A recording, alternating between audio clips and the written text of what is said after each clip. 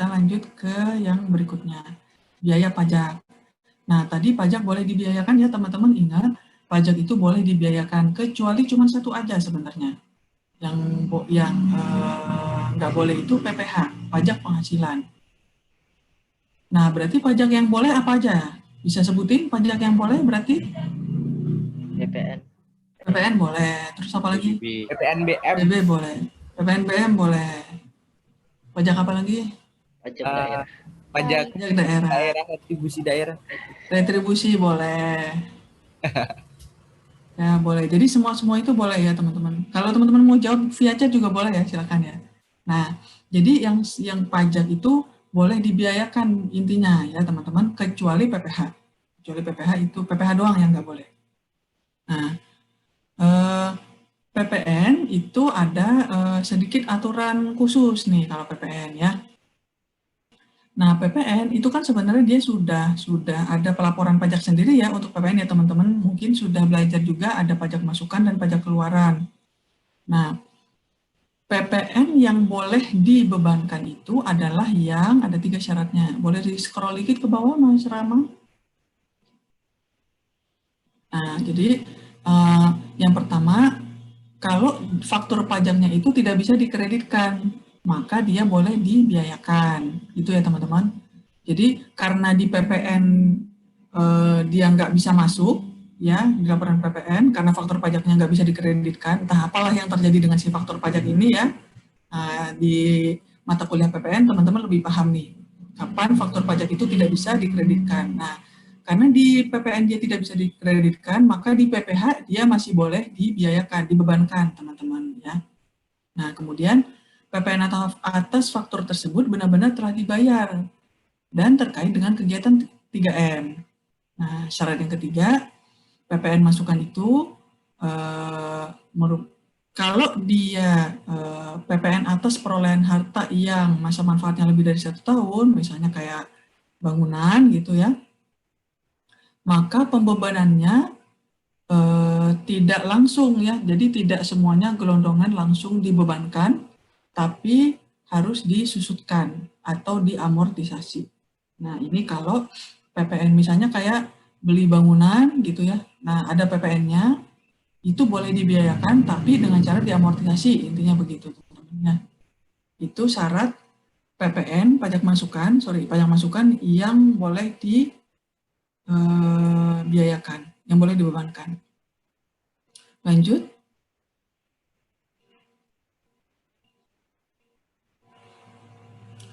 Nah, ini untuk BPHTB dan PBB.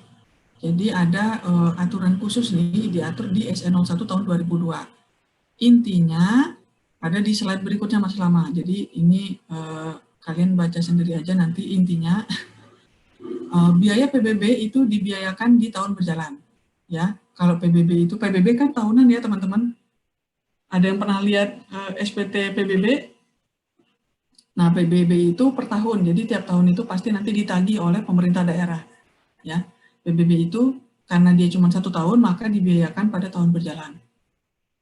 Sedangkan BPHTB ada 2 macam. Nah, BPHTB kalau untuk tanah, maka diamortisasi.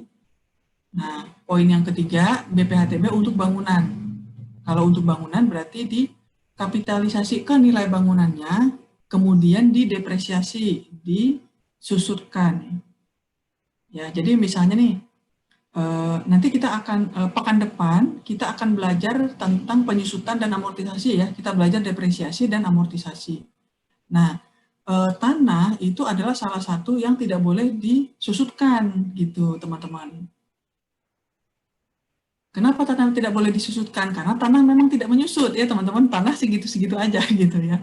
Makanya kalau untuk tanah ada biaya BPHTB ketika membeli tanah itu diamortisasi teman-teman. Sedangkan BPHTB atas pembelian bangunan itu disusutkan beserta bangunannya. Jadi kayak ketika beli bangunan itu ada biaya BPHTB-nya, maka dimasukkan ke dalam harga bangunan itu.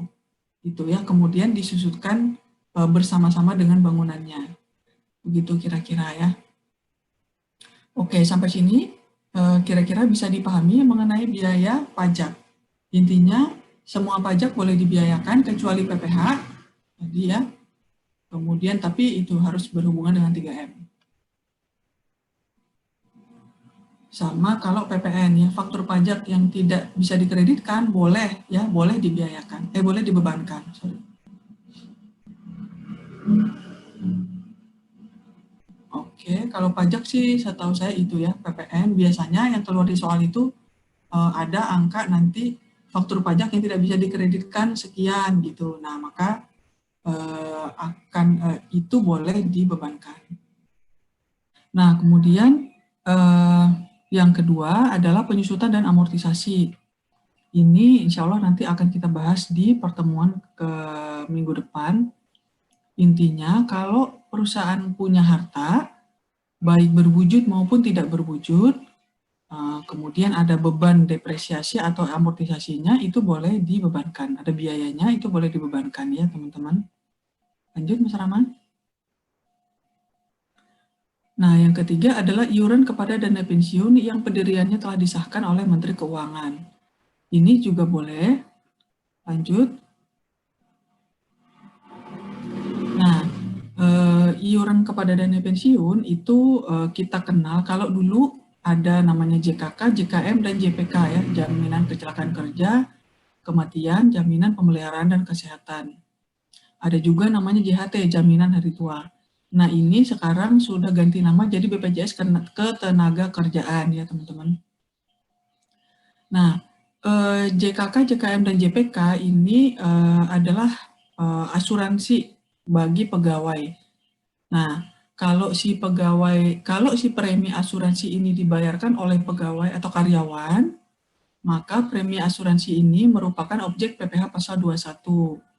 Kalau premi asuransinya dibayarkan oleh pemberi kerja atau oleh perusahaan, maka premi asuransi itu boleh dikurangkan dari penghasilan bruto. Nah, JHT juga sama, jaminan hari tua, itu adalah iuran pensiun yang dibayarkan kepada dana pensiun yang sudah disahkan Menteri Keuangan ya. Jadi DP itu dana pensiun, MK itu Menteri Keuangan ya. Nah, kalau JHT ini dibayarkan oleh pemberi kerja, tadi sama, boleh dikurangkan dari penghasilan bruto si perusahaan. Tapi kalau iuran pensiun ini dibayarkan oleh karyawan, maka pengenaan PPh-nya ditangguhkan. Maksudnya ditangguhkan itu, kan misalnya sekarang, misalnya kayak saya kan pegawai ya, saya pegawai, saya juga setor iuran pensiun ini ya, jaminan hari tua ini, bayar iuran pensiun kepada Taspen ya. Kalau PNS itu ke Taspen, bayar ke Taspen. Nah, ketika saya bayar iuran, kalau yang bayarin saya, maka pengenaan PPh-nya itu nanti ditangguhkan ketika saya menerima. Jadi misalnya umur 58 tahun saya nanti pensiun. Nah, ketika sudah pensiun saya kan sudah tidak terima lagi gaji ya teman-teman ya. Terimanya adalah uang pensiun gitu ya. Jadi pensiunan itu terimanya uang pensiun. Nah, kenanya PPh-nya itu adalah nanti nih ketika saya terima uang pensiun itu ketika saya udah tua. Nah, itu maksudnya pengenaan PPh yang ditangguhkan, maksudnya gitu. Nah, sedangkan kalau iuran pensiun saya dibayarin oleh pemberi kerja saya, maka pemberi kerja saya boleh mengurangkan uang JHT saya itu dari penghasilan brutonya dia.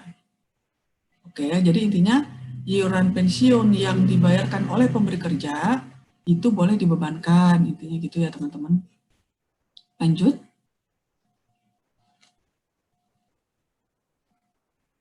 Nah, yang keempat, kerugian karena penjualan atau pengalihan harta. Lagi-lagi untuk 3M ya teman-teman, jangan lupa.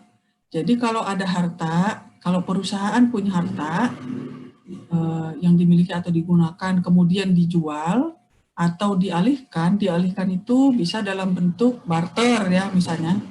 Jadi tidak selalu dijual gitu ya. Jadi mungkin PTA sama PTB sama-sama punya kemudian dia barter, jadi tidak dalam bentuk jual beli gitu, itu juga sama. Kalau misalnya ada rugi, maka perusahaan boleh membebankan kerugian itu, jadi mengurangi penghasilan.